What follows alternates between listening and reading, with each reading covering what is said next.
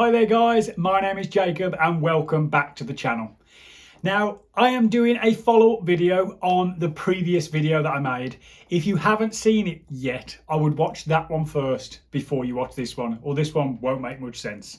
But to cut a long story short, the last video I made was about a bad experience that I had at Heathrow Airport when I returned from my holiday to find that not only was my car not ready to be picked up, even though I paid for a service where it should be ready, but also money was taken from my car.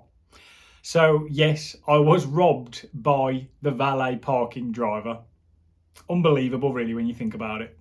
But I said to you I would make a follow-up video. So here is the follow-up video. And guys, I have good news. As if by magic, the first time I sent an email complaining about this scenario, it took more than a week to get a response. But you know what?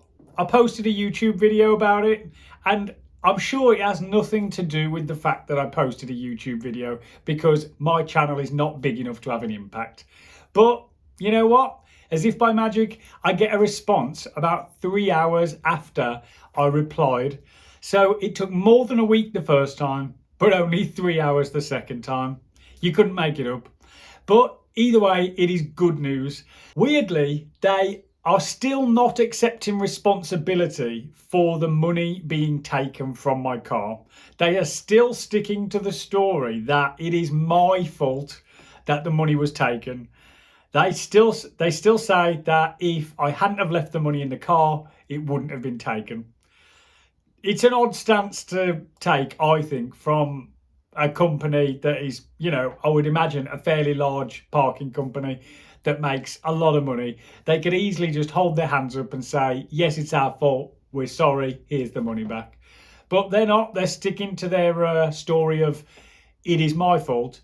But either way, they have decided to give me a 50% refund, which is more or less £45, which I'm pretty happy with.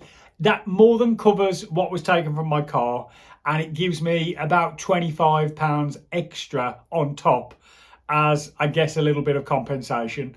And I think I more than deserve that, to be quite honest.